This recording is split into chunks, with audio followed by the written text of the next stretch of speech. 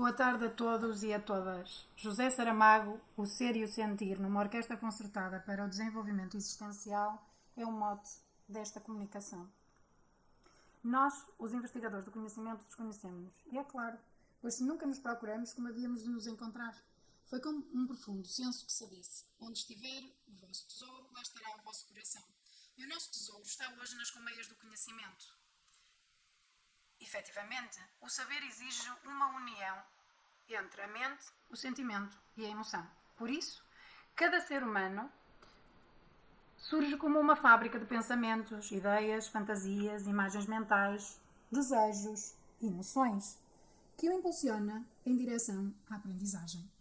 Consciente desta missão dos homens do pensamento e convicto do seu verdadeiro propósito, José Saramago defende um ideal de sociedade e educação em que cada pessoa possa desenvolver a sua personalidade, as suas capacidades e os seus desejos. Daí que se perceba que a obra saramaguiana nos fala de um humanismo da necessidade, da responsabilidade e da existência.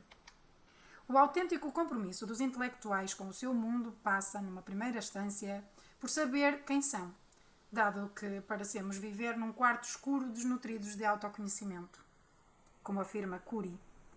Ao folhear atentamente O Homem Duplicado, percepciona-se um labirinto de sensibilidade humana que desafia o ser a procurar a identidade no percurso do autoconhecimento, no qual, segundo Ana Palarno, Tertuliano aprende o labirinto dos afetos.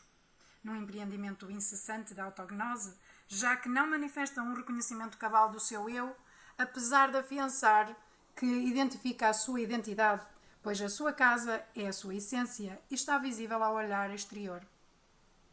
Na verdade, esta tomada de consciência é o primeiro passo para a saída do caos identitário e para aceitar o desafio de se afastar da concha, enfrentar a sua fragilidade, face a um ambiente que sente como intimidante e desagregador, e crescer perante as adversidades que poderiam constituir estímulos de renovação e de aperfeiçoamento de habilidades sociais e competências a qualquer nível.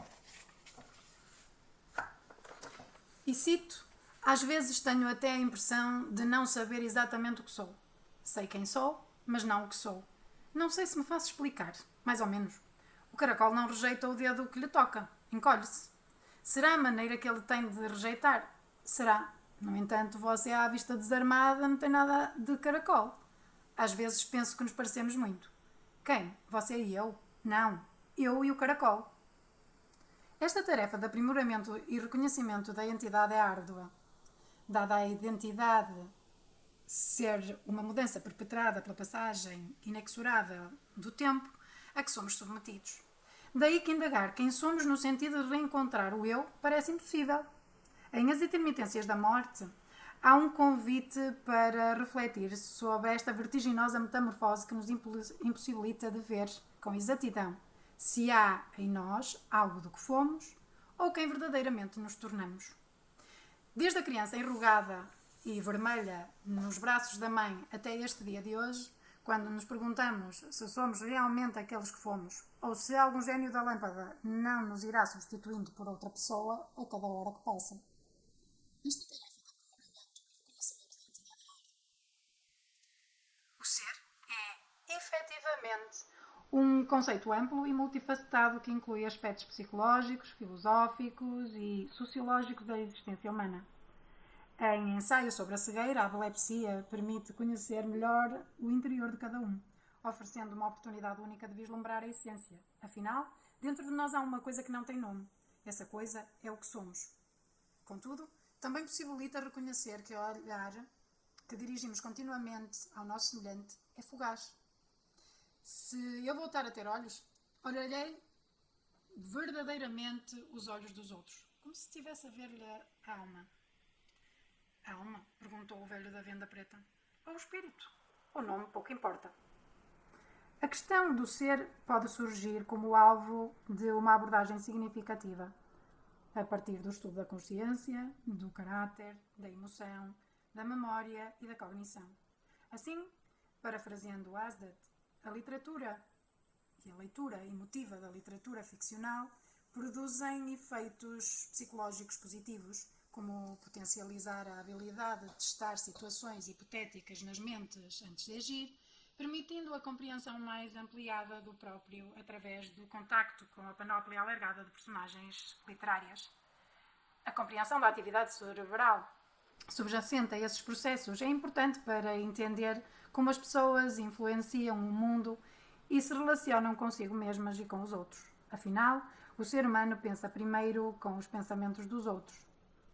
Neste sentido, como afiança o psiquiatra Augusto Cury, o eu é o centro da personalidade, o líder da psique ou da mente, o desejo consciente, a capacidade de autodeterminação e a identidade fundamental que nos torna seres únicos. Segundo Saramago, vivemos para tentar dizer quem somos. Creio que não sabemos quem somos. O que alguém faz, no fundo, é muito mais importante do que o que sabe sobre si mesmo. Em O Ano da Morte de Ricardo Reis, assiste-se a essa deambulação vivencial profunda no calcorrear da identidade, apresentando as construções que habitam a mente. Vivem em nós inúmeros. Se penso ou sinto, ignoro quem é que pensa ou sente.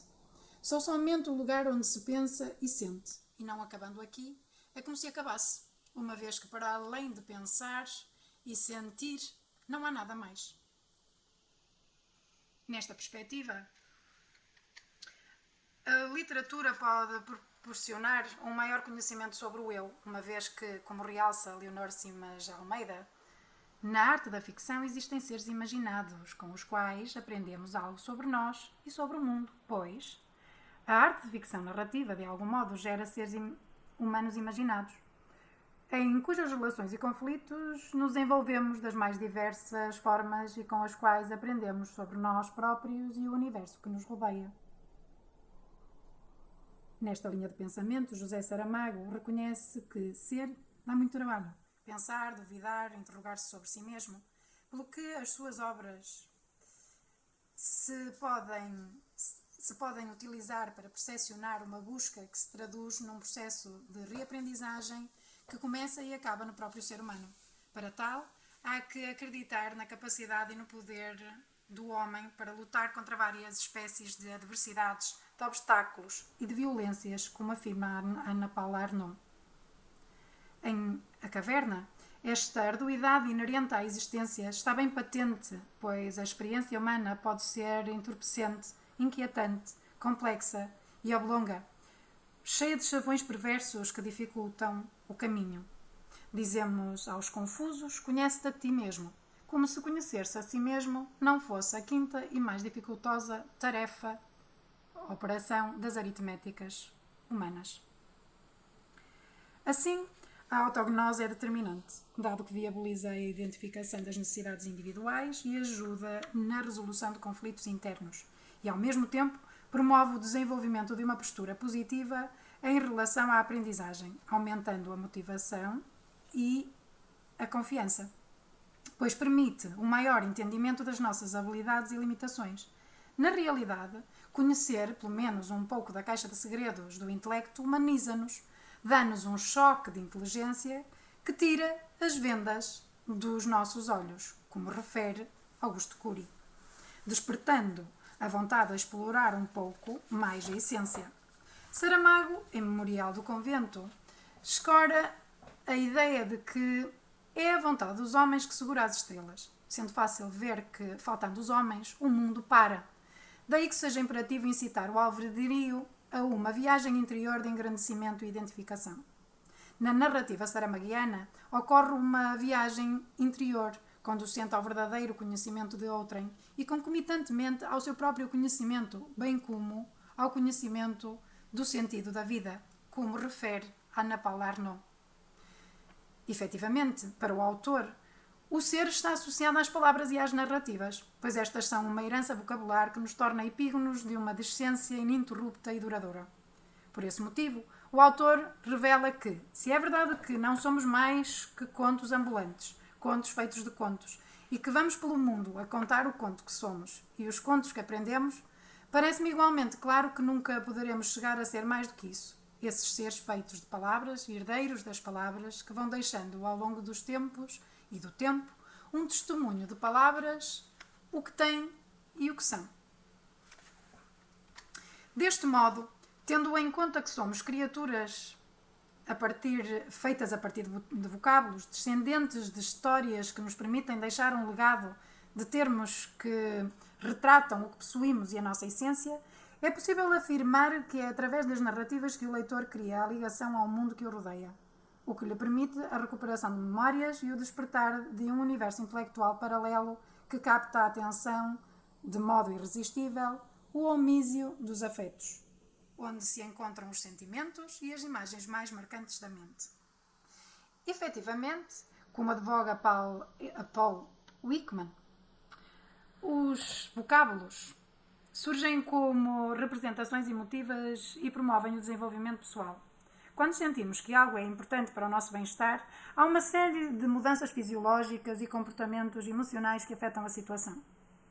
Os vocábulos são uma ferramenta para aprendermos a gerir as emoções. Isto é, as palavras são uma maneira de lidar com as nossas emoções. Perante a importância do mencionado, é imperativo reconhecer que o facto de o indivíduo se emocionar e conhecer as suas emoções permite um conhecimento mais alargado do eu. Na verdade, incitando-se, como afirma Milagros Rodrigues, a ir para além da racionalidade em direção a processos emotivos, pois é bem sabido que o cérebro aprende melhor quando se emociona. Na verdade, as emoções são estruturas de orientação das nossas vidas, especialmente das nossas relações com os outros. Será, então, a ficção uma base sólida na procura incessante da homeostasia? Será a arte literária um veículo propulsor do sentir? António Damasio referencia o papel da ficção como a vida, evidenciando o facto de o homem ser capaz de vivenciar experiências quando se coloca no lugar das personagens, criando imagens e sentimentos, sendo estes uma espécie de resumo da complexidade da existência e da ação humanas num determinado momento. Assim como Nietzsche afiança, quanto mais afetos conseguirmos integrar na aprendizagem, mais rico será o conhecimento sobre esse tema e mais saberemos quem somos, de modo a fazer face à estranheza em relação à nossa essência. Partindo deste pressuposto, tentamos descobrir a verdadeira identidade. O que somos nós? E depois contamos as horas do nosso passado, da nossa vida, do nosso ser, e ai de nós, enganamo-nos na conta. E é que somos fatalmente estranhos a nós mesmos. Não nos compreendemos. Temos de confundir-nos com os outros. Estamos eternamente condenados a esta lei. Não há ninguém que não esteja estranho a si mesmo. Nem a respeito de nós mesmos procuramos o conhecimento. Em suma, o autoconhecimento é considerado um pilar importante da aprendizagem, pois ajuda a compreender como o cérebro processa informações e como as emoções e as crenças afetam a forma como se aprende, visto que o nosso verdadeiro ego não está somente na nossa pessoa, mas, sim, em tudo quanto existe. Esta certeza alarga o coração, como afirma Schopenhauer. E é exatamente aqui que está a essência da obra saramaguiana. Deste modo, pretende-se demonstrar que os que se aventuram a ler Saramago, no trilho do autoconhecimento, sairão da caverna, soltando a página e ganharão coragem para usar as palavras como pedras para atravessar as contrariedades da corrente, deixando ecoar a mensagem transmitida na conversa entre Cipriano Algor e a filha, no sentido de encontrar um pouco da sua margem em cada réplica. Vivi, olhei, li, senti. Que faz é eu ler? Lendo, fica-se a saber quase tudo. Eu também leio. Algo, portanto, saberás. Agora já não estou certa. Terás de ler de outra maneira. Como? Não serve a mesma para todos? Cada um inventa a sua, a que lhe for própria? Há quem passe a vida inteira a ler sem nunca ter ido mais além da leitura. Ficam pegados à página. Não percebem que as palavras são apenas pedras para atravessar a corrente de um rio. Se estão ali, é para que possamos chegar à outra margem. A outra margem é que importa. A não ser quê? A não ser que esses tais rios não tenham duas margens, mas muitas. Que cada pessoa que lê seja, ela, a sua própria margem. E que seja sua, e apenas sua, a margem a que terá de chegar. Fica o desafio. Obrigada.